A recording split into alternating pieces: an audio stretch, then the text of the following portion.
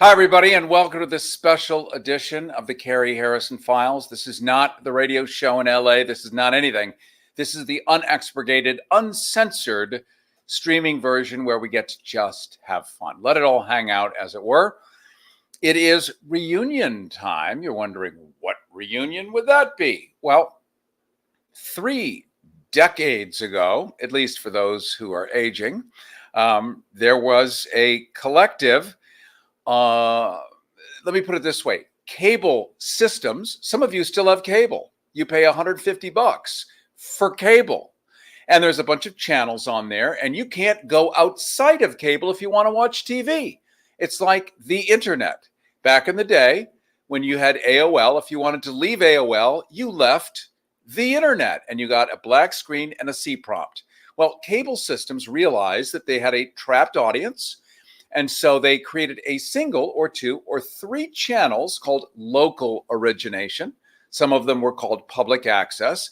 And they allowed the public, because there was still the fairness doctrine in place and other things that said that you could not dictate to a group of people one message without them having a right to counter back. So these were local channels that regular people could go in a cable system and do some of their own shows and counter program whatever the master don't you wish that were available today? Well, we sort of do. We're doing it right now. Everyone can stream and TikTok and whatever. But this was kind of a big deal because you were breaking into legacy media. Well, some of those people are here today. I have not seen them in decades. Let's bring them all up. And poof. It's going to look like Hollywood Squares in a second. You've seen me. I mean, you know. We've seen Rory Penland, a man of 1,783 voices. Next to him on the right is a pair of crossed arms with hair on them. Well, you said we could let it all hang out, right? Right. Let it all hang out. Harry, we could do that. Arms and a belly button, almost an Audi, but we'll never know because we didn't quite get to see it. No, I'm not an Audi. I don't have an Audi. He's got an innie. This is I don't Jim have a way out, Ross. man. And then on the lower left, at least on my screen, is Rick Rollins, or J. Rick Rollins. Mm-hmm. And then next to him is one of the R girls, Rebecca.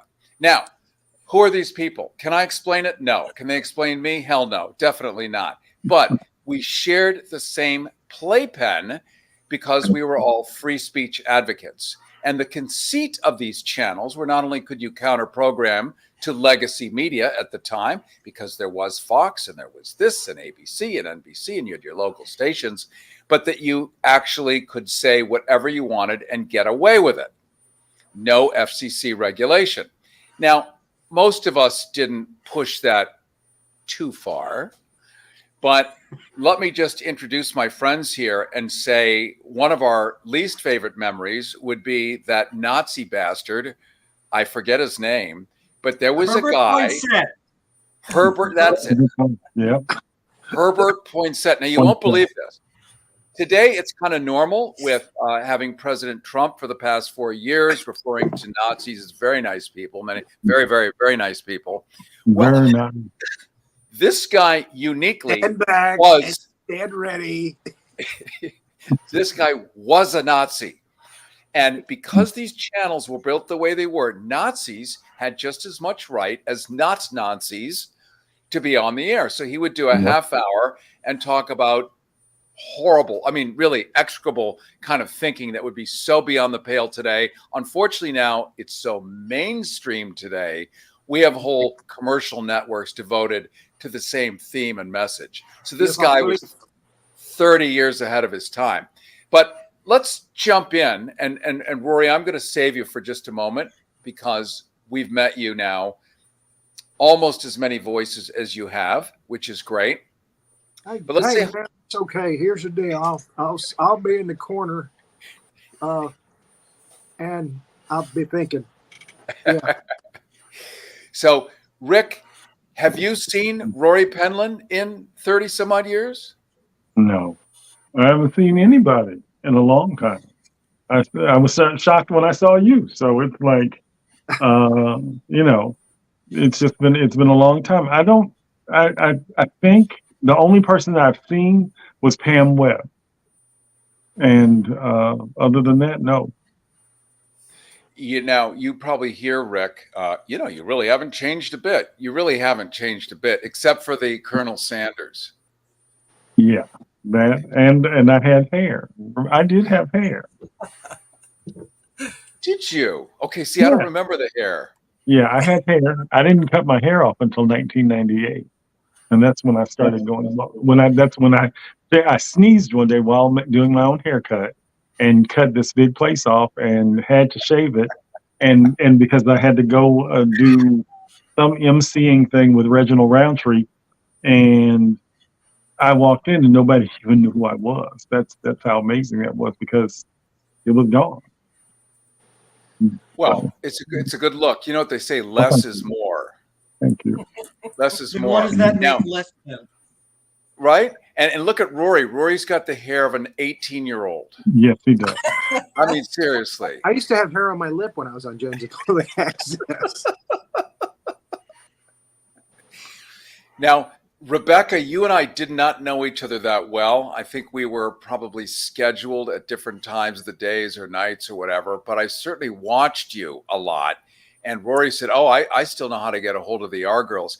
Give us a little thumbnail of the stuff that you were doing with the R Girls. Well, quite honestly, that was back in the 90s, was it? I have blocked off that entire decade from my memory bank. Not a clue. Don't remember anything done during the whole 90 era. Yeah, I don't remember my 20s either. I do remember going to the El Goya and drinking for a quarter. Yeah. So I lived there. I lived actually in Tampa, Florida, which is where we're all sitting right now, or the Tampa Bay area. I know Rory's in Orlando, but we're in the regionally more or less the same Florida place. area. Yeah.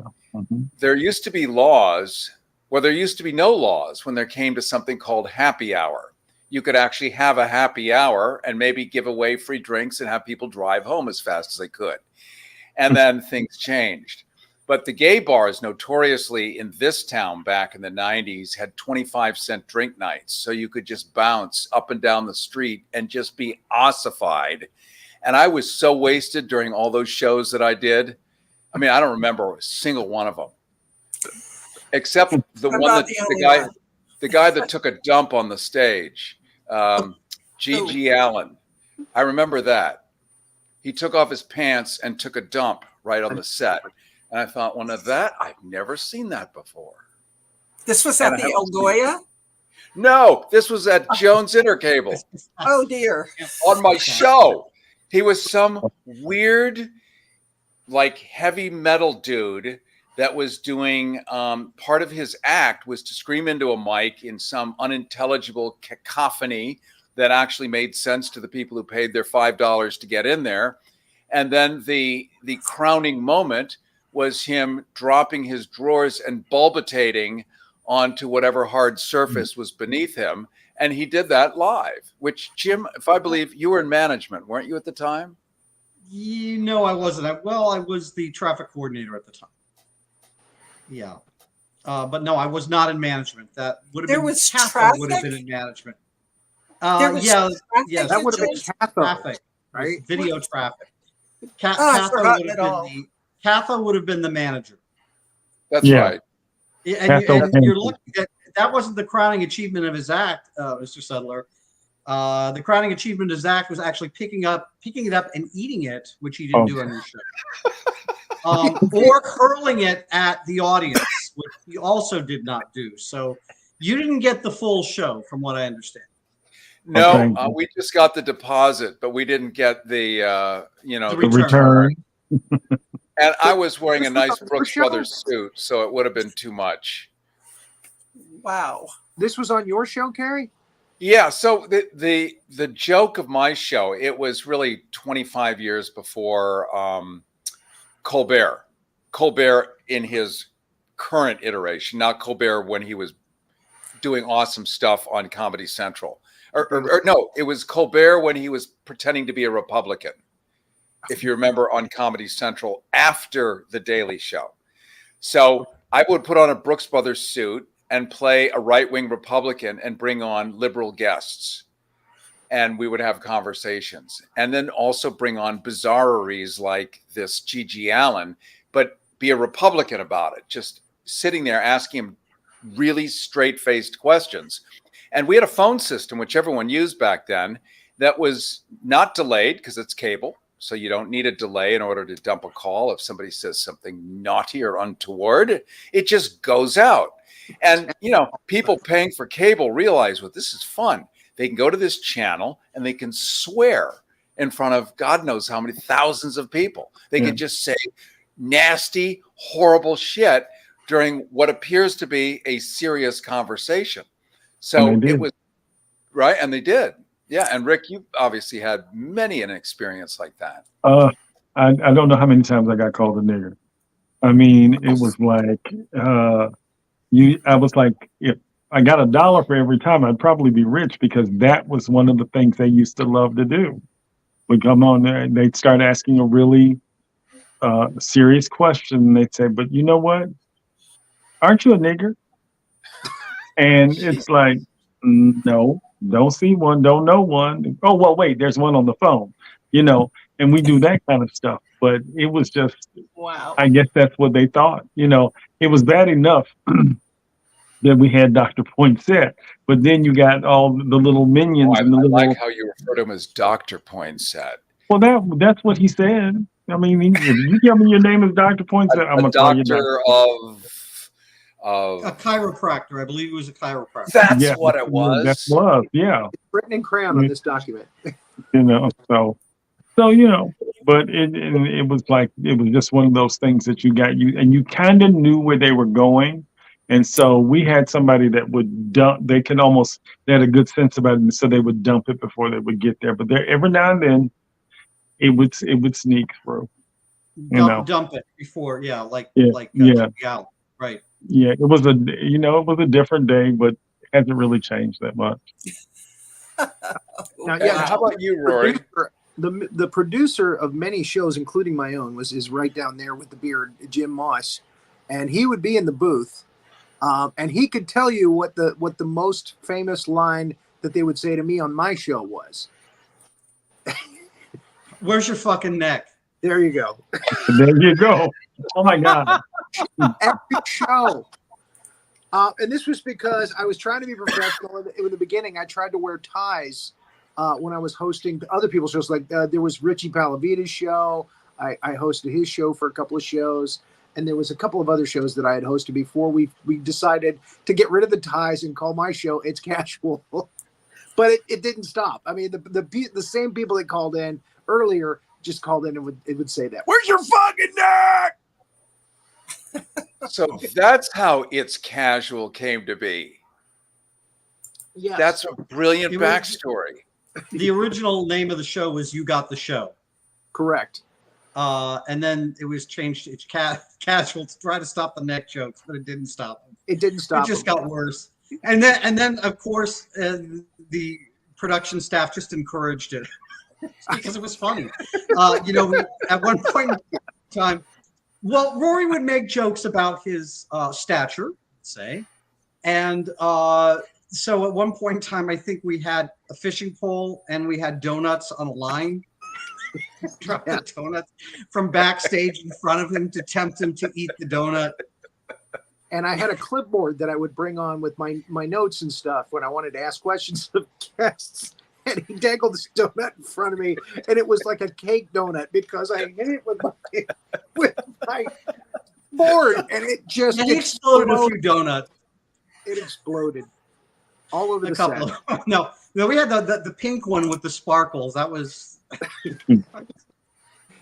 I told Joel to decoupage that so he can't break it. So, but now we never got around to doing that. A name, Richard Palavita. I hear he's passed on. Is that right? Yeah. He passed on many years ago. In fact, it's probably been 2 decades. Really? Yeah, it might be. It's close to 2 decades. He died of essentially sleep apnea. Really?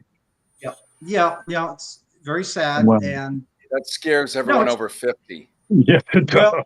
No. I don't have it. I don't have it because I keep myself trim, and but he But you could he lose died. weight any time. I think he died the day after Thanksgiving. It was either Thanksgiving Day or the day after Thanksgiving. And if you're not familiar with sleep apnea, because Richie had gained so much weight, is that weight presses down on your heart and on your diaphragm, and you can't catch your breath.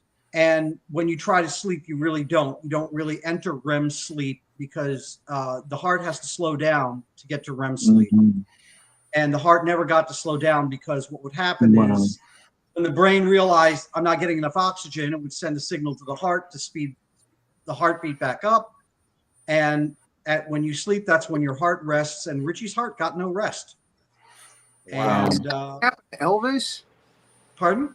I mean, he died in a bathroom. Isn't that what happened to him? He fell asleep on the toilet and he died of sleep apnea. Well, Elvis actually died while pushing a stool. Oh. He had terrible hemorrhoids and was ridiculously constipated from all the painkillers. Wow. So he was just intuitively, you just when in doubt, work it out. And he did, and it did. This has taken a horrible dark turn, this whole conversation. So my comedy partner, Ramona, has sent me some information to share. And our show, which also had disrespectable call-ins, but sometimes you couldn't hear them clearly. And we benefited from that because when we would watch them back later, we would recognize that people would say things like, "How are your green, rotten swamp pussies?"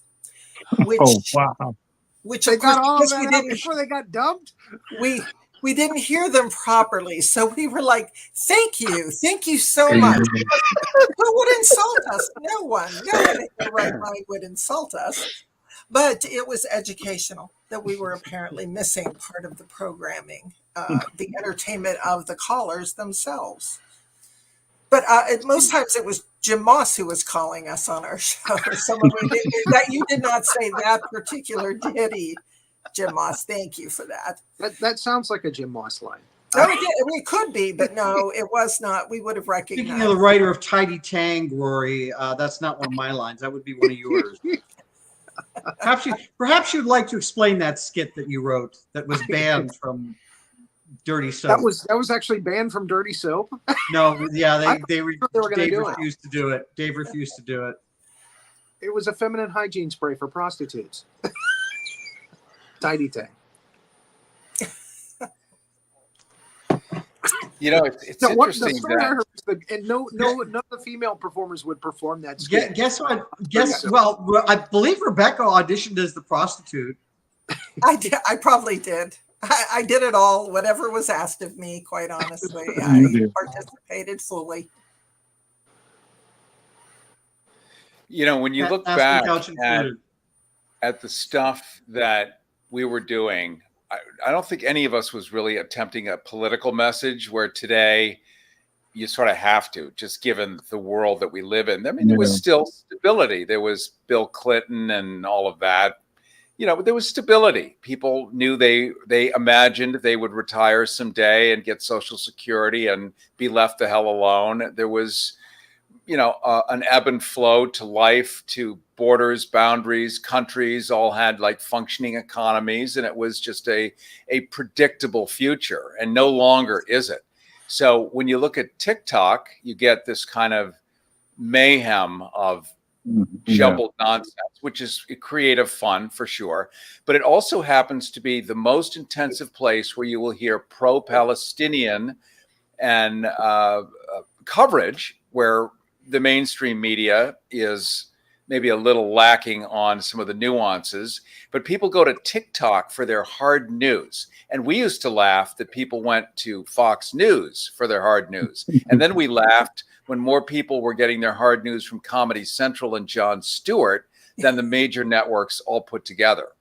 Yep. And the service I think that we were able to offer was, one, we took advantage of this lockdown system where you're forced to watch whatever channels the cable company wishes to have. For example, your Jones Intercable, which before that was Tampa Cable, if I remember. I don't know who owned that.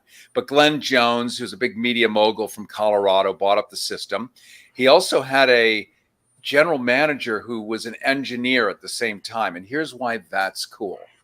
Jones Intercable was one of the few in the countries that had stereo audio through the cable. I know it's so normal now, you don't even think about it, but it was all mixed mono through cable, except for Jones. The MTS light would light up on your VCR, if you remember one of those antique machines, and you could see the NBC shows in stereo. I really like that. But what was cool about what we were able to do is we realized that in a locked and a closed system, like Jones or like any other cable system, they'll go to CBS, for instance, and they'll say, we want to run your CBS network channel on our cable system, which is absolutely mainstream. How else are you going to watch a soap opera? And CBS says, great, but you have to also carry MTV1, MTV2, MTV3. You have to carry all of our whatever Paramount channels plus other shit that nobody wants to watch, but we take our overthrow advertising and put it on there, and it's low bandwidth, plus you have to run this many home shopping and that many. So there was no idea of a la carte channels, not yet. So you were stuck with this giant mass of goo, and then they had these dedicated individual channels where the public could come on and create its own voice. And I think this was maybe almost the last vestige of free speech as we understand it today. Because right now, if you mention the word, I'm not going to say it, starts with a V and ends with an E, and you do this so you don't get a problem, because we are streaming on one of those channels, you can get deplatformed and a strike. And we never had to worry about that. Nope. Period. Ellipsis. Those were the good old days. Well, yeah, you did kind of have to worry about a few things. There were quite a few shows at Jones Intercable that were banned from time to time by management. So, do you remember what those were, Jim? I the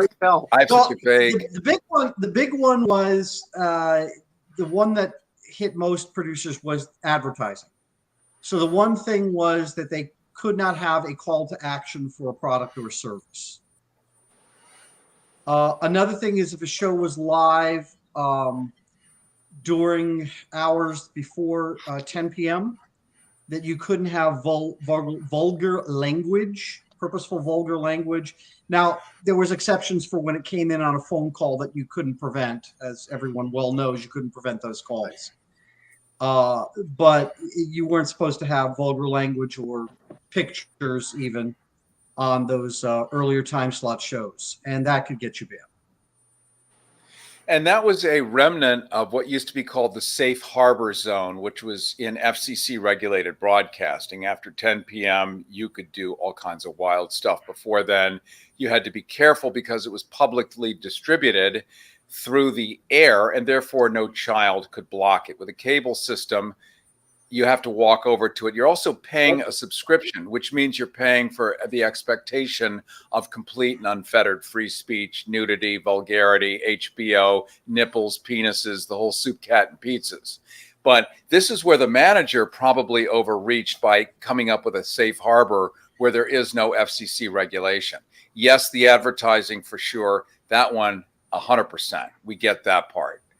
So what a delicate dance we all had to do all the time to figure out how far can I go before she loses it. Yeah, because all of us were on before 10 o'clock, right? Yeah. Well, you wanted an audience, right? Right. Yeah. Yeah. So, Rick, you were always a good boy. You were a good boy. You were just squeaky clean. You still are. So, did you get called in? Depends on who you were.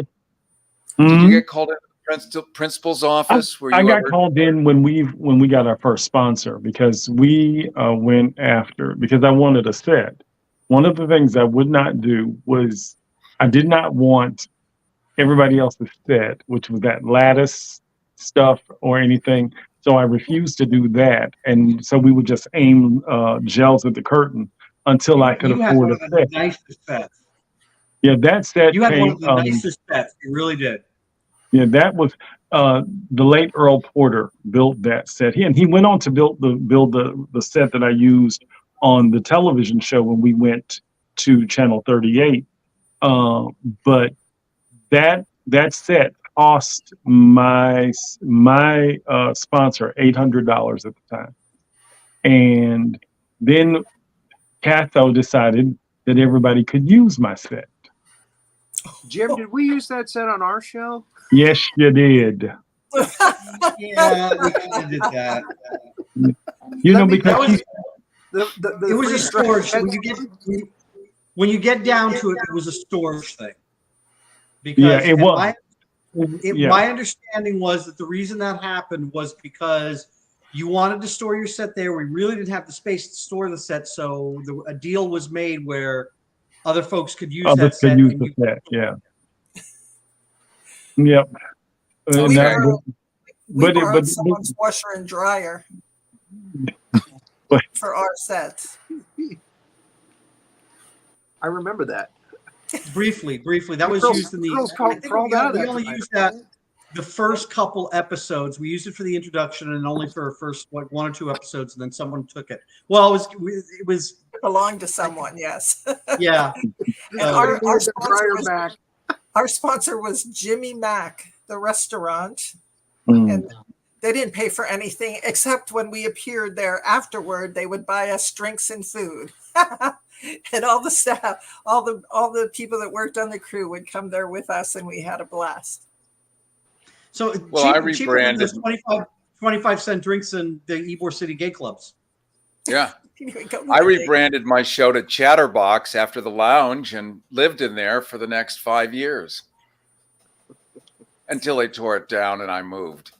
Oh, Mm. What are you going to do? I didn't move because of that. It was just a perfect storm of get out. You know, one of the things that I will attribute to the day I leave this planet was that while some people, and I did take what we were doing seriously, that's why I wanted the better set and stuff like that. But what I loved about your show, Carol, was that you just seemed so, I mean, it was just, you just did it and you didn't care. But it was one of the best shows on that. It was you always ascribe to be as good as or better or try to be better than. But public access for me was a real proving ground and it was because of one person. You remember Brenda Humes, Jim? You remember Brenda? Yes. Who had worked at the Oprah Winfrey Show. And what she said to me is, I'm going to teach you how to do everything behind the camera because you need to know that. And so when I got the job at 13, they were really amazed that I knew more than most of the people that were coming in. But it was because of what I learned at public access. I mean, That's awesome. everything. I mean, my parents allowed me to take a year off. I did not work. I lived at home. And they paid for everything because I told them what I wanted to do. And in getting to do so, that's how I got the jobs that I got. You know, I mean, when I went to Channel 13, I went there as a senior producer of the Kathy Fountain Show, eventually became the executive producer in charge of special programming, you know, went on to do other things. But even before then, when I got to EDU, when we were using that for the TTA summer fill-in, they were surprised too. And they were like, well, where did you come from? And I was like, public access. And they could not believe that I came from public access. In fact, I got an opportunity to do a pilot for a nationally syndicated show. And everything that I showed them on my reel was from public access. Awesome. You know, That's so it was like, Let and me- we had real celebrities. I mean, Yeah. I was Cuba Gooding Jr.'s first real interview. I had the late Wow. Ozzie Davis. I had Margaret Avery, the original Shug Avery from Color Purple, Chibo Bryson. It was amazing the number of people. Tommy Davidson was on the show like what 5 times, Jim. Those people did not care that it was public access as long as it was a good show. But it gave me the opportunity to really do what I wanted to do for free. Wow. So there's an analogy here, because Rick, I couldn't agree with you more. Part of the purpose of public access was also to train people in television production. It wasn't just here you go. It was like you had to learn how to run a camera, you had to learn lighting, you had to learn how to run a switcher, you had to learn how to use the chroma key that nobody used because it sucked. But at least it was there. They even had a shitty Chiron, V2 or some early, but you actually got to learn how to edit using pneumatic 3/4-inch machines where you had to back time. So very sophisticated skill sets that today translate brilliantly into 1,000 other things. That's the hope of people that learn how to do that. Other people would just go in because they might just want to flail. See themselves on. They want to play and see themselves on television. Yeah, and some of it was obvious. You remember Luscious Conley? Who? Luscious Conley. Yeah. Oh, yes, I can imitate Luscious Conley, but in this day and age, I'd get in trouble for it. Yeah, don't do it, Jim. I can imitate him because I saw nothing to see these shows. And who was the famous singer? No. He used to get on and he talk about his Black Jesus. No. Who was the famous girl singer that? Oh, that's Sandra Prill. Sandra Prill. Yeah. There's a blast from the past. You can find her videos on Tampa Public Access Vault. Really? You can find her videos on YouTube. A lot of them. Yes, on the Tampa Public Access Vault on YouTube. Yes, there is one. Oh, there's several. Really? Wow. And it has all of our old crap on there. Some of it, yeah. Some of the old crap is on there, yeah. I still have an episode on there. Some of the Our Girl shows are on there, yeah. I still have so to Rick's point for just a second. So I remember thinking this is cool because what this is basically a whole TV channel that someone else is paying for. Boom, done. Someone else is paying for this stuff. And the people who pay for their cable are underwriting this thing. So you're not presented a bill for anything you do. So it's really an awesome experience. And the smart people understood it existed.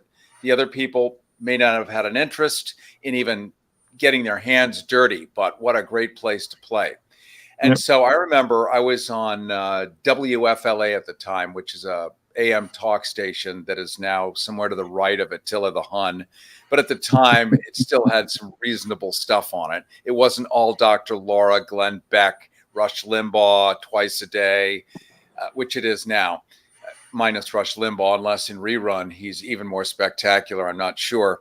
But I talked to the program director there. I said, look, I've got this like cable channel. What if we did a simulcast? You guys might vaguely remember this.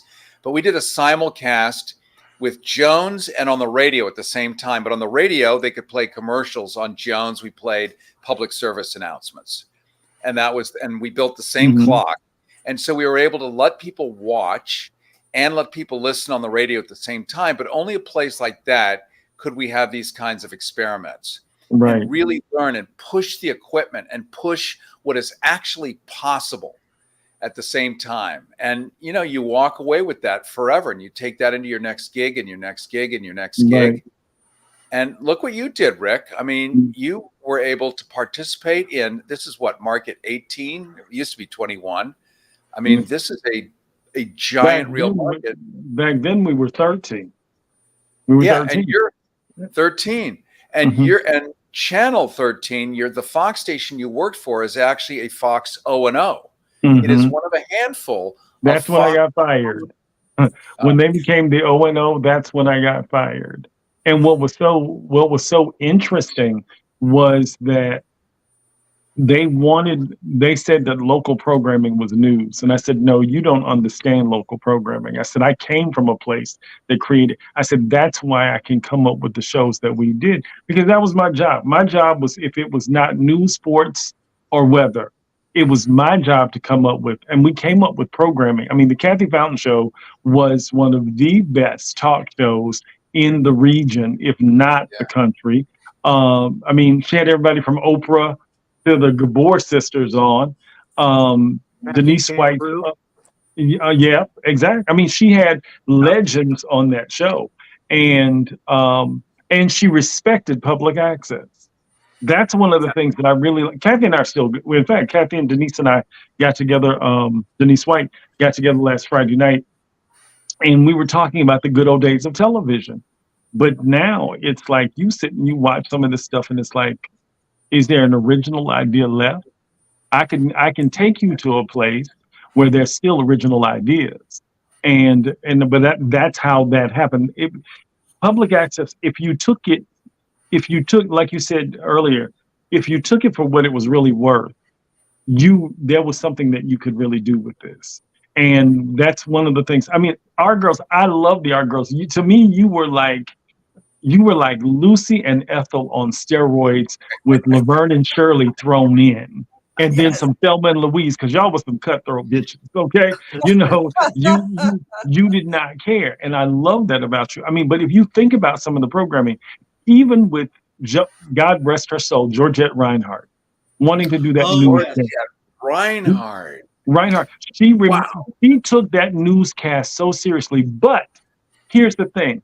That was where I learned to do news. And that was where, I would be in the booth by myself running everything.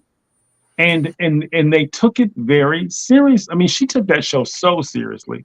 Now, of course, she would have these delusions that somebody was going to pick it up and do things with it. But at the same time, everybody's got to have a dream. Remember Anita Skinner?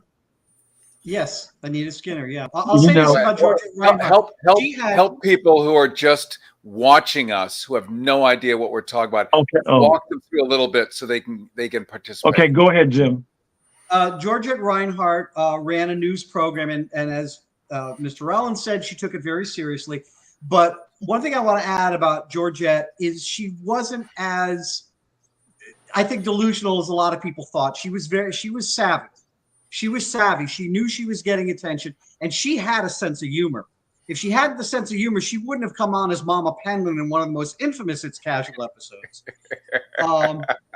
And she did a phenomenal job, absolute phenomenal job. It's really what, Rory was sick that week and he could not come in. I think you had the flu. Yeah. And so we just roped in Georgette and said, hey, Georgette, can you be Rory's mom and just take over the show? Because we had guests booked and everything for the show. And in fact, Sandra Prill was the guest. The guest booked on that show was Sandra Prill. And Al, who worked with, I'm trying to think who Al worked with. I'm trying to think of his last name too. He was a guest on the show as well. And it was a very bizarre show. And of course, it's mostly remembered now for Sandra Prill, but it was, she was sad. Despite Georgette kind of playing that she wanted, she was very serious. She could be very savvy. Same thing with Anita Skinner, and I'm trying to think of the name of Anita Skinner's show, but she had an interview style show. She didn't have the hard hitting subjects that Rick Rollins had. She was doing very soft, I would say, material, but she took it very seriously as well. And she was very consistent, and she was very loyal. Editing, yes, absolutely. Was very loyal. That was one of the things, I loved about the people. But you know what? I became infamous for firing volunteers. Because my whole thing was, if you weren't going to take this seriously, and if you weren't going to do a good job, baby, you had to go. And Anita would be like, and she would tell them, you will be fired. And so she was my longest running staff member. And, and she was just a real sweetheart. But my whole thing was, that show, because like you said, we would do topics. I mean, we did crack before anybody was really talking about crack, and we did AIDS, and we did things like that. But you couldn't have bad camera work if somebody was pouring out their heart. And that was the big thing. I'd rather lock the camera down and keep it moving than have somebody, screwing up what we were doing. But there were those people who were loyal and dedicated. I mean, I look at that crew that did, what was Frederica Russell's show called? It's Save Our Earth. Save Our Earth. Save Our I mean, Earth. Yeah. Ahead of its time. If you really look at some programming that has done well, we were doing a lot of that stuff even back then. Like you said, if you look at Colbert and you look at and the Daily Show, hey, that was you. Yeah, that was really you. Right, without knowing, but it felt right at the time. Exactly. And many of us look back and always find out we're 10, 15 years ahead. And then by the time everyone else catches up, you're on to the next thing, and it's never in sync. But that's part of, I think, the creative boil, the creative carbuncle exploding with possibility. How's that? You didn't have the budget. You didn't have the budget. Yeah, a lot of without creativity, a budget. but no budget. No budget. No budget. And it was a good time. It was really a really good time. I was thinking about Eddie. What is Eddie's last name? Eddie Griffin. Was it Eddie Griffin? Eddie Ingram. That was it. Not Eddie Ingram. Oh God. Yeah, Eddie Ingram. That's it. Yeah, Eddie Ingram. Chicago Today. And I don't know what made me think about. I guess because we were preparing for this, but I remember how because he was an addict who was doing better, and that his whole thing was something that he learned that he wanted to make sure that he kept true to, and it was an interesting show. There were some people who did come with real purpose, and there were some people who came. Recovery with Dean was one of those. Yes. Dean actually ended up doing wallpaper in my mom's house. Really? Yeah. I love it. He was because that's what he did for a living. He was a painter and he hung wallpaper. That was his full-time job. And we're seeing here. I was about to say there was also a painter with stupid people. He painted my house, so. The other comedy show was called Stupid People, and one of them was a painter, and I hired them to paint the house. We're seeing a remark here from John Duncan saying public access is always progressive. He's right, because the corporations that run the larger messages, rinse and repeat, are not in the interest of having critical thinking and people making their own decisions and choices. So it's about corralling people and homogenizing the population. Right. So this was one of those outlets where you could actually, beat your own drum and present a whole different way of looking at the world. Today, I wouldn't say relegated to TikTok, but you're just mixed up. The bandwidth is so vast that you're one of a billion people trying to get out a message. Mm-hmm. And good luck. Unless you have a cat and you want to stick an eyedropper up its fanny or whatever it is that goes viral. Somebody, can you explain the cat thing to me? I still don't get it. Somebody must know. Cats are easier to acquire than baby sloths.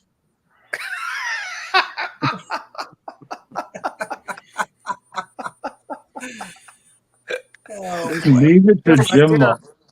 Okay, there it is. Well, I thought it was interesting, Rick, that you brought up Kathy Fountain. She was fascinating, and she before her time. And Ramona and I appeared on her show because she was interviewing the radio guys, Ron Diaz and Ron Bennington. Yeah. Mm-hmm.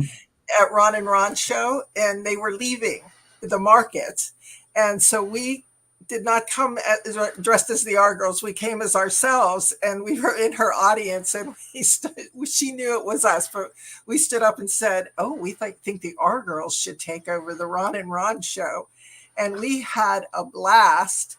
And she thought it was hilarious, and she kept bringing the microphone to us. Well, what do you think they would do with the show? We were exclaiming that we would take it over.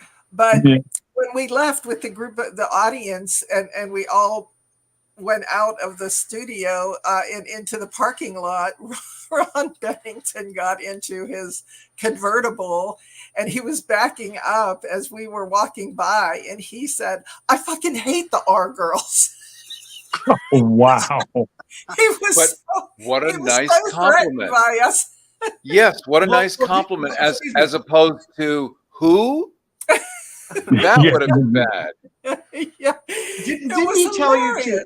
Didn't you get on later? Now, correct me if I'm wrong, Rebecca. Didn't you get on later and talk about that incident, but said that Ron Bennington said to you, "Luck you, girls, luck you, wishing you luck." So something, I'm sure we cleaned something it like up. that. Like, that's what you heard, right? You're very clean and wholesome. That's what you heard. Exactly. And he spit on us. I mean, but the other audience members were like, "Oh my God." He was so aggressive in the parking lot that I think people thought he was going to run us over. Because think about it. If Kathy Fountain, who was had enormous stature in this market, this was, if I'm not mistaken, I thought she was on the NBC affiliate, but she was on 13. So she was on 13. Yeah, she was on 13. Yeah, she was on 13. Yeah, in fact, go ahead. I'm sorry. The way her show was presented was really the original use of these 3D metallic, big themed graphics, and it was like major market New York City, LA quality, and treated that way. So it looked like a syndicated product that came out of the gods themselves, and treated that way, and performed that way, and promoted that way by the station. So it's for people to understand the power of Tampa Bay in broadcasting. You have to know, at the time, we were really the inventing market. We invented the morning zoo. We invented the Power Pig format. We invented really talk radio as it would become, because the head of all talk radio programming for Clear Channel was right here in town. And he ended up through legal machinations and Bush the first in 1990, syndicating these local people all over the country, and therefore Clear Channel took over 1,600 stations, all originating out of Tampa, Florida. And Bubba the Love Sponge, a name that some people will know, some people won't know, ends up at Sirius XM because Howard Stern hears this shit going on in Tampa. This town was the radio capital and pretty much the TV capital for creative programming of Earth. And we had this channel where we could play too without having to deal with corporate issues. So it really was an extraordinary cauldron of experimentation, which still, I think this market holds its own. People still listen to the radio here, for instance. Yes, they do. In other places, they don't, but they still do here, and they still watch TV. In fact, this area, Tampa Bay, which has Tampa, St. Pete, Clearwater, has its own news network on cable. Wrap your head around what it would cost. We know of New York One in Manhattan. Sure, at Spectrum, you pay a fortune to be able to access that channel. But this market can actually support a very sophisticated news channel. So we really still live in a rock and roll place. And, back with Kathy again, one of the things that I remember was when I did the show for TTA for that summer, he came over to do the show. She and Bill Murphy were supposed to do together, and something happened to Bill. And so we spent the whole hour with her. What she was fascinated was that the show still had its grassroots feel. And that even though, because we were looking to go into syndication at the time, but what she kept saying to me was, aren't you glad that you had a place to learn how to do this? And imagine what would have happened if you had not had public access. This was one of the conversations that we had both on the air. And one of the things that I said to whatever the lady's name that took over later, Louise, whatever, I said to her, I said, you don't realize what you have here. I said, you've lost sight of what it really is supposed to be, because it is supposed to be a proving ground for those, and an experience, and a wonderful lab, if you will, for opportunity. And you don't understand that because you're so caught up in the corporate side of this now. You remember, what was that guy saying? He spelled it, of course, because I spelled my name with 2 C's. At the time, only one, because everybody would, I kept thinking people would call me Rice or Riss, and they do to this day. And so thinking it's Rick. But he spelled his name R-I-K. You remember when he came? I think he was right after Cathode Jim. Oh, Rick Bell.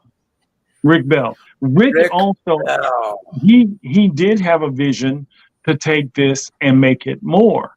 And I think that a rather corporate vision, I have to say. But yeah, carry on. Yeah, no, but it was.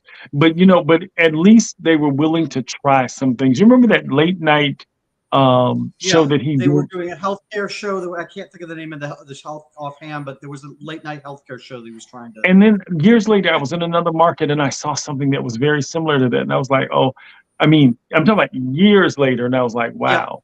Yeah. Again, it's what you said, Cary, that we were ahead of our time, and a lot of times we took beatings for that, but at the same time, because they didn't get it, but at the same time, it was an opportunity to do it and say that anything was possible. And I think that that's one of the things that I still believe to this day is that it's still possible, because it was possible then. I walked in. How many people walk into a television station and say, I want my own talk show, and they give you one?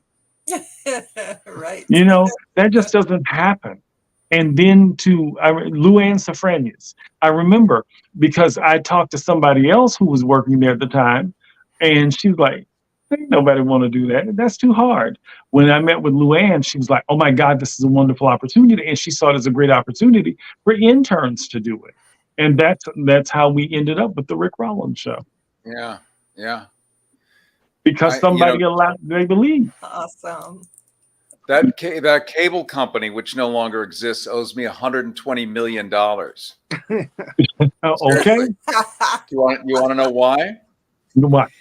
Because I think it was during Rick Bell, during that era, I came up with this idea based on home shopping. So home shopping, where I had worked for a brief, and this is don't ever tell anyone I worked at Home Shopping.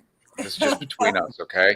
I vended Elvis figurines. Oh my God, cubic zirconias. It was humiliating, horrible.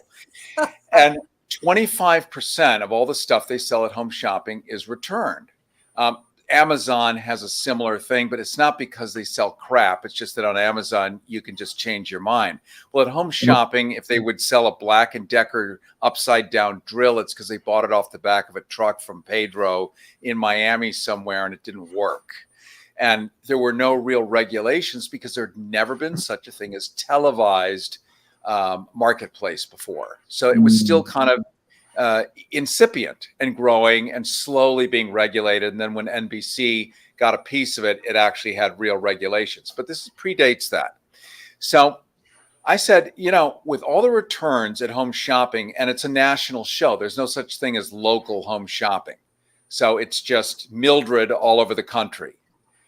And I said, what if we did Community Shopping 1, CS1 for Jones Intercable? So I was talking to their corporate people. And Community Shopping 1 is you bring in the local merchants and you sell their vacuum cleaners or whatever. But if you have a problem with that vacuum, you go into his shop. He will deal with you directly and have to give you a refund because they're only coming on the show because they've been vetted. So we did a pilot for CS1.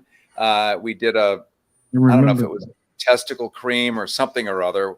Oh, it was a guy with a dent in his head from the Korean War. And the light was bouncing off his dent because he had a metal plate. There were things over which we had very little control, but please don't look at his dent. Look at the cream instead. It was a vaginal cream. That's what it was. I still have a copy of this amazing show. I thought you said it was a testicle cream. It was a vaginal cream for non-testicular women. Oh, I see. Okay. So, yes. And it turns out was it called Festivals? no, it was called, I don't know, Vagiscratch or Pudendal Power. I don't know what it was called, but I have a copy of Green I was Yeah. glad by you scratch. Labalicious. Anyway, we signed an NDA with Jones for 2 years. And of course, we couldn't keep making more of these pilots because they were expensive. So it just sat on the shelf. And I was doing this with an attorney. And after 2 years, I think I was already on 98 Rock and already doing whatever. And Jones launches Community Shopping International for $120 million based on this idea. They stole the whole damn thing. The NDA expired literally the day after the NDA expired. They did Community Shopping International to compete with Home Shopping. Wow. And this is one of several stories in the hundreds of millions that are mine. You guys probably have your own too. But this is kind of what happens when you're in the playpen in public and you're not old enough, smart enough, mature enough, sophisticated enough to be able to protect yourself and your ideas and your IP, as we now have a name for it. Yeah. Yep. Wow. But I remember that CS1 thing. I remember that. Why? And I didn't know you created that. Well, I didn't create the afterglow that made all the money, but the concept was mine because the concept was yours. If you ever get that money, I need to borrow $5 right away. Oh, Okay. honey, I'll give you, way more. How about a couple of million? You're so kind. You're Couple so of kind. 25 cents. Because There there will you go. be there will be interest at this point, this many decades later, I'm sure. and of course damages, and my feelings were hurt. I mean, there's a whole lot of tenderness here. Well, you have fascinating stories about things that have developed, and I don't have those fascinating stories, unfortunately. But I did connect with other newscasters in the industry and people of note on important channels like Channel 44. My dear friend Ken Suarez came on our show, and it was a romance show. Him and his wife and their 2 little boys came on, and they were hilarious, and I loved them dearly. So in return, he asked me, I need to do some filming for a news story that I'm doing. And can you come to my house? We'll have dinner, wine. It'll be great. Just a fun time. I just need to videotape with extra people. So I'm like, sure. Okay. Me and my husband came, my partner Ramona and her friend came along, and we had a blast. So he tells me about a week later, it's going to air tomorrow night. Be sure to watch Channel 44 News. And I'm like, great. So we were all sitting around with our cocktails, ready to see what he filmed with us. And I see how hilarious it is. It's like you see one person's hand and then another person's hand comes up. So it's all about extra people. Then there's beds with 3 sets of legs. And all of a sudden he says, my story tonight is about swingers. And he gets a big close up of my face. Not just a hand, not just an arm, not an elbow, but my kisser was huge on the screen. And of course I was horrified. I was like, oh my God. In my home with my husband and Ramona and her friend watching this, and they laughed hysterically, rolling on the floor. And I called up Mr. Ken Suarez and told him, if even one person calls and says to me, Rebecca, I didn't know you were a swinger. I said, well, I knew that wasn't going to happen. It was Channel 44. Who watched that crap anyway? I did. Do you know why? To find you. Where else was I going to get the Three Stooges and Lost in Space reruns? Where else did you find Exactly. swingers in that day and age? Come on. Exactly. I see your point. Now for people not from this area, north of Tampa is a county called Pasco County, which has the most amount of swinger clubs, hangouts, whatever you want to call them, per capita in the world. And it's because the laws favor this kind of open expression. So when we talk about swingers, it's not just a word. There is a legitimate bona fide lifestyle with tens of thousands of participants who go, "Oh yeah, yeah, me too." So sad. Anyway, that's how he got me back for appearing on my show. So, did you start swinging after that, Rebecca, or? You know, I was busy. I had a small child. I love it. I was busy. I love it. I was busy. You know how much work it takes to swing? Oh my word! I mean, I Jesus, can only who's imagine. gonna, who, how? Yeah, it was busy. Although I do live now, I'm over in the Orlando area, and I do live next to what I call Nudiville, which is Cypress Cove, a nudist resort, which I kept passing and wondering, what is that place? Is it like a subdivision, a homeowners association community? I had no clue what it was, but it's actually, a nudist colony. This is interesting because a lot of people are certainly aware of the rebranding of what used to be called the Sunshine State, which was a lovely place that people went on holiday and brought their families. It's now the Free State of Florida, where you can hang people if you want. They've brought God back into the schools. I didn't know God had left, but officially God is there now. And as of today's reports on Bloomberg and other financial services, the Satanist religion, which is actually codified as a bona fide religion, tax-free in the United States, has decided to come down and volunteer its services in Florida public schools. They actually don't believe in Satan. They don't believe in any of the spiritual dogma, but they believe in critical thinking and science. So we're actually maybe going to see critical thinking and science in Florida public schools from the Satanists, because DeSantis has removed critical thinking and science. Wow, this is amazing. Still hope for our little state. That beats the hell out of my Kathy Fountain story. You also have a Kathy Fountain story? Yeah, tell us. Kathy Fountain, I loved Kathy Fountain. She's such a sweetie. We met because I called their station, said, I have this James Bond collection, if you want to see it. And she did a story on me. At the time, I had a huge James Bond collection. So she did a story on me on the TV 13 News. And so when I got It's Casual, I asked her and Jay Vilwalk to come on my show, which they did. It was a wonderful show. And she did a show about stand-up comics in the Tampa Bay area, which I also appeared on with Ward Smith and Joni Grassi and Steve Eric. And that was a lot of fun. And of course, I went and was in the audience for Bob Keeshan when he came on. I mean, I was a huge Captain Kangaroo fan. That's why I said that earlier. So I was there for that. Rory, what did you think of him? What's that? What did you think of Bob? Oh, I was just so thrown off because he came in as Bob Keeshan. He had like a girl on each arm. He came in a limousine, and everybody was expecting Captain Kangaroo, and the kids were calling him Captain Kangaroo, and he was telling them, well, actually, I'm Bob Keeshan. he was like correcting all of them. So actually, I was very disappointed. I was like, hey. Same here. I was pushing a book at the time, I think. Yeah, and I think I'm trying to remember if I was working for KFS at the time, because there were some people that disappointed me along the way. The one that disappointed me, but it wasn't on Kathy's show, it was on Bill Murphy's show, was Little Richard. Oh, Little Richard was spooky as hell. Really? I mean, he bordered on creepy. I mean, he really did, because there's this way he would look at you, and it was like, no, sir.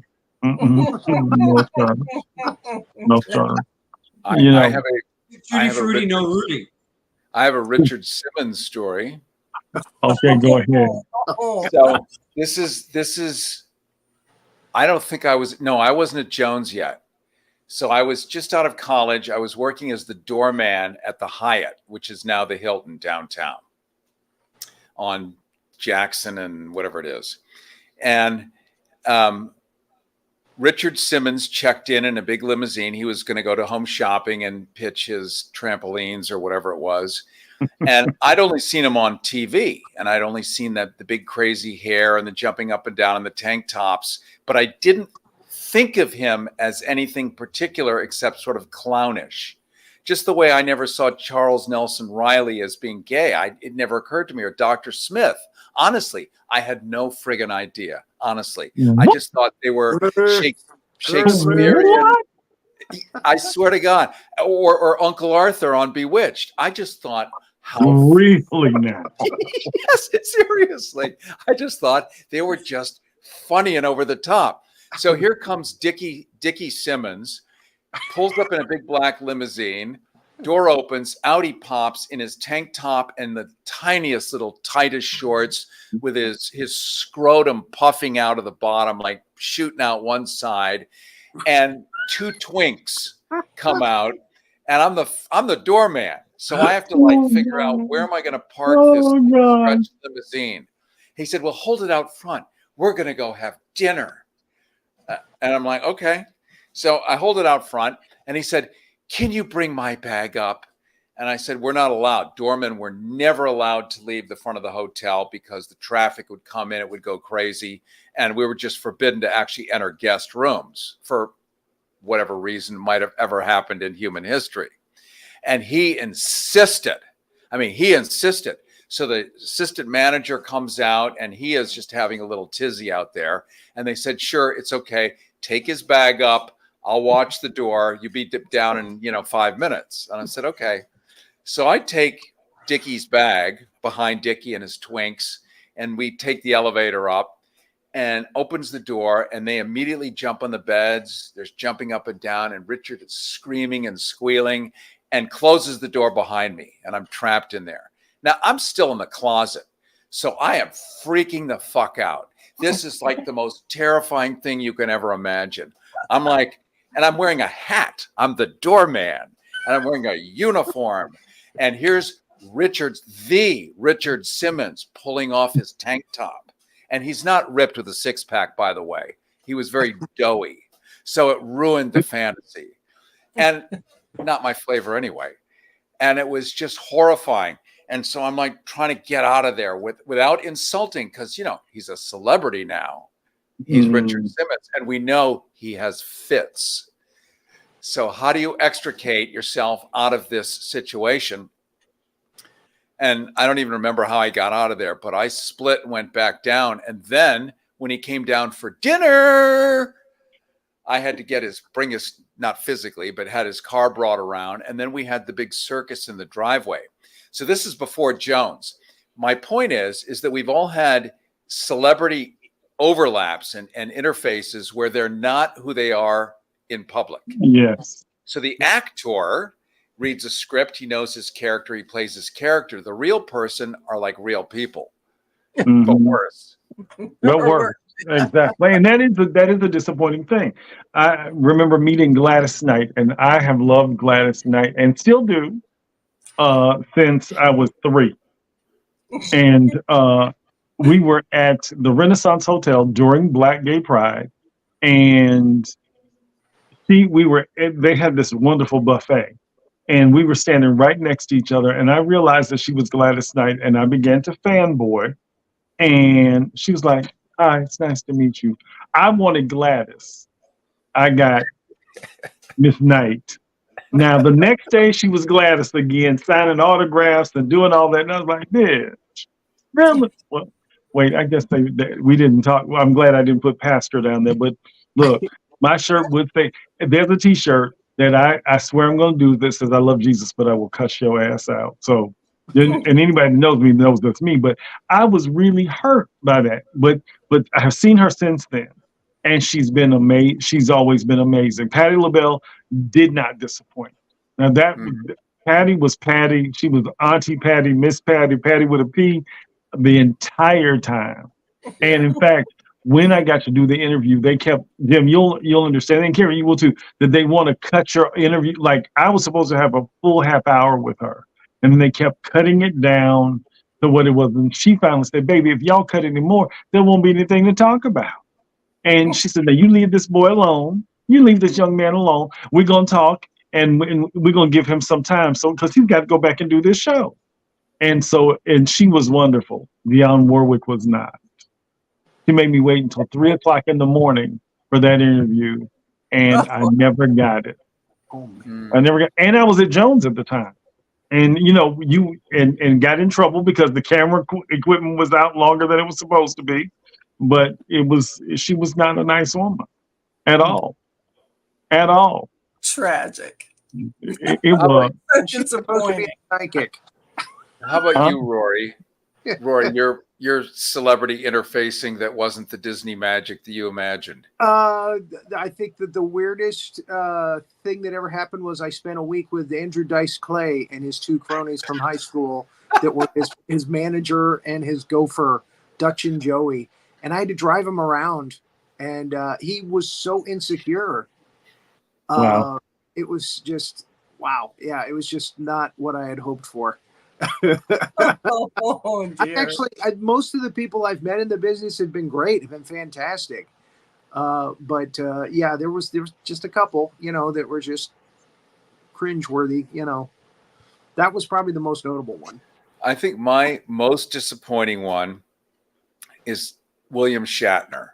Mm. And that's because I'm a Star Trek fan. I grew up watching, the original with Captain Kirk, and then Next Generation, which after Jones on Sundays when I did my show, we all went over to my house and watched Next Generation, the whole crew. And then all the other iterations except for Deep Space Nine, which I don't understand. It's like Cats. I like Cats, but I don't like Deep Space Nine. But generally speaking, I'm talking to Shatner. I said, do you realize that you've raised like 3 generations of humans and you've taught them all about leadership and morality, what's right, what's wrong, to what degree, self-sacrifice, all of these wonderful, noble ideas. And here you are. Like, we value you, and we value what you've done as a sort of instrument to move humanity toward a better place. And he's like, fuck them. It was a job. Get a line. No, not even that. Just fuck them. And just Fuck that. I was that's making it. fun. Like, no interest in the higher concept at all. It just turns out that Roddenberry had this vision. And I'd met Roddenberry at USF when I was in college. He was doing the circuit and talking about how he had been a World War II bomber pilot. Yeah, he was one of those guys, like the late, great historian Howard Zinn. And he had bombed the diddly out of Japan and was one of those guys who said, I'm going to go back and look at my handiwork, because I know after the fact, because they don't tell you what your mission is, fly coordinates here, open the bomb bay doors, come home. And he knew he had just excoriated tens of thousands of people. So he went back to look and had an extraordinary, enlightening moment, a real epiphany. And he realized that he needed to create the world that he would want his children and grandchildren to live in, that the rest of us are unaware of what our governments are sending each of us out to do. And they're all competing and fighting, and there's all this stuff going on in the background. So he created a utopia where every nation was working together. So you had, for the first time, and this is 1965, in color on color TV, a colored woman as an officer in the military. Had never existed before, ever. Never. And of course, I did the very last interview ever with her before she, really, a horrible story, but she's gone now. Her son set her up so that he could steal her property in Woodland Hills, California. And it's another story for another time. However, she was this icon that was eye-poppingly beautiful, a dancer, a Broadway singer, who was a communications director on a starship. So the highest level of the highest level. And this starship had been handpicked to go out into space 5 years and explore. On the same bridge, you had a Russian. This is the Cold War. This is the foreskin of the Cold War. This is after 13 days. It doesn't get colder than this. You got a commie Russian, Chekhov. You got Sulu, a Japanese. Remember, we're still occupying Japan at that point, the way we're still technically occupying Germany. We're the only country with 900 military bases dotted around the world. No one has a military base in the US. We have them in everyone else's country, including our friend earlier from, was it Australia, New Zealand? We've got Pine Gap in Australia, the largest NSA satellite farm in all of human history. So here comes Gene Roddenberry, comes up with this utopian ideal, takes all of Earth's enemies, puts them together for self-sacrifice and the betterment of mankind. Mm-hmm. And Shatner, as you know, got cast after the fact. They originally had was it Jeffrey Steve Hunter. McQueen? Jeffrey Hunter. Jeffrey Hunter. Yeah. Oh, And okay. and Jeffrey got cast in a movie which actually paid real money, unlike TV at the time. You know, here's your $10. Good luck. But, you know, he was cast in a real movie, probably a Western or something. So he just wasn't available. And here's this Canadian, Bill Shatner, who they'd seen on The Twilight Zone, in that famous episode where he's flying in the plane and the goblin is on the wing. Something And they thought, that's well, this guy can do it. He can act and react. So, you know, the rest is history. So he, in his heart, he just doesn't care. But he had recently a total psychological turnaround. As you remember, this is... He went on SpaceX, yeah. That's it. He went on SpaceX. And when he was on SpaceX, thank you, Jim. When he was on SpaceX, he looked down and saw something that you and I have never seen. He saw giant swaths of Earth that were cratered from all of the mining, the clear cutting of tens of thousands of miles of old growth forest, all gone. He saw the Amazon with giant patches that are nothing but just flattened, blackened Earth. Chunks of Earth devastated all over the entire globe because he got to encircle it in a different way. And since then, he's changed. He now gets the responsibility and the mantle that he carries at 89 years old or 7 or 6 or whatever. Better late than never. But 90, I think he's 91 now, actually. Yep. 91, yeah. So that's the thing, is a friend of mine is a chef, and he was Cher's chef, personal chef for 4 or 5 years. This is when I lived in LA. He also was Spielberg's chef, and he is a Cher fan like nobody's business. But once you cook her dinner, game over. Game over. Because she burps and eats and uses the wrong berry fork. And, you know, it's got Cher, you know, smashed up and swinging. And, you know, it's you know, whatever her real name is. Well, gentlemen, I am going to leave you, but it's been a pleasure. I have to be on my merry way, but it's been delightful to see all of you again and to reminisce about the old days and whatnot. You too, Rebecca. Thank you so much for joining us. You remain amazing, Rebecca. You really do. You always were. You were uniquely you, and you still are. Thank you. Well, love you, gentlemen. Mwah. Thank you. Thank you so much for joining. And thank you, Rory, for connecting us with the original R girl there. My pleasure, as always. Well, I guess, is that it? Are we rolling credits? Well, thank you for doing this. I mean, it is really, it's been fun tonight. And you know, each of you were always amazing and kind when you didn't have to be. And I really thank you. Like I said, you were my first family, and I appreciate you all so very much. You cheered when we got other things, when we did the Geraldo show and we did all of that. You know, you cheered that, and I appreciate you. And you believed as much as I believed, and I just think that we had we had one of the best times in television that will ever be talked about, because, and I think they will go back and find these things and say, wait a minute, so this is what happened before it happened. So I thank you again for being my colleagues in cable. And we will stay in touch now that we're all tethered together.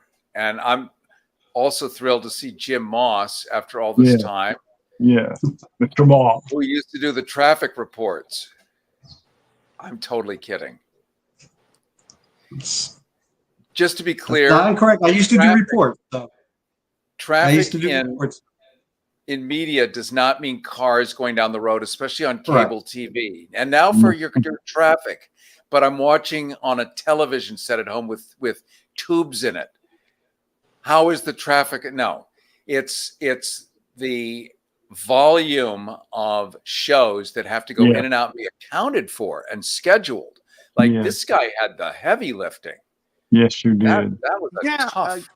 Again, he was the producer on my show, but he said earlier he was in charge of content. So a lot of the stuff that went on Jones Public Access was because of him. Yeah. He wasn't in charge of content. The only thing, I only took the content and I wrote up a summary of everyone's show for them to put on the MSI. What they call it? I forgot what they called it. You were pivotal. The TV guide, the MS, basically the little TV guide that they had for cable. I wrote up the summaries for that. That's what I did. Yeah, you're being humble. Again, you were responsible. You're very pivotal in a lot of those shows. Actually, yes, you were. Because some of them, if Catho had her way, they wouldn't have made it on. And you saw beyond that. You saw beyond that. You remember that show that we did on that remote for my church at the time. Well, it wasn't much. I wasn't pastoring that church, but with the church I attended, Bible-based fellowship. And that show ran for years. And I said to them, I said, you ought to write a check to Jones, because my God, that thing aired, and people would go to that church because of that, because they would see that program. But of course, you had a Grammy-winning gospel artist who was a phenomenal pastor doing that. But it was really for this market. We were doing, that was more spectacular than anything I've seen since then. But that show aired for 3 or 4 years consistently, and that's one of the reasons that they contribute to their growth to this date. Well, until at least the show was erased when Catho decided we had too many tapes in the back end. So what we would do is, the popular shows, and there was a way of keeping, you keep track of because you would get calls and you would get compliments. And you would advertise, and there was a way, sort of a back end way of coming across what was being watched. And so the idea was to just recycle a lot of the good old shows in the slots that were open. Like, for example, Anita Skinner may call in sick and won't be able to do her show. So we would, throw in an old show of Anita's maybe, or we would throw in an older show from the archive. We had a phenomenal archive at one point in time. We had, I tried to keep myself the good shows, the interesting, the entertaining ones, not the boring ones, but the ones that were entertaining, the one that gave us feedback. And I think what happened, though, eventually we just ran out of space and tape. There were so many tapes that we had, and they decided, well, we have to cut the tape budget and we have to cut the room down for the back end, because engineering needs more space. So we're cutting the tape storage room. We're cutting the tapes. You have to just erase a bunch of tapes. So we did. We ended up erasing a lot of stuff, unfortunately. And when I left for local origination, I don't remember. I think Unimer might have been in charge of it at the time, and they cut that down even further. And then I was out of public access, and I didn't keep track of it anymore. But a lot of old good shows were just erased. I still have boxes. I have boxes of tape. I copied some of the more entertaining weird stuff because I thought, someday, this might be interesting. So now you can check out that someday. It's the Tampa Public Access Vault. It's I online. will. That's on YouTube. YouTube, On right? I want it. Yeah. Yeah. Cool. Well, this has been good, clean fun, you guys. We are now tethered. We are now connected. Let's keep it that way. And for those of us that can physically go have a coffee sometime together in the same live space, let's make that happen also. Definitely. Definitely. All right, you guys. Well, this was Again, good, clean fun. There was only a little swearing. There was a little bit of a couple of colorful metaphors, a little bit of scat. I think we hit all the good stuff today. A few stories about vaginal creams and And dented heads. Again, I enjoyed it, you guys. Thanks a lot. All right, me too. We'll see you guys next time. Take care.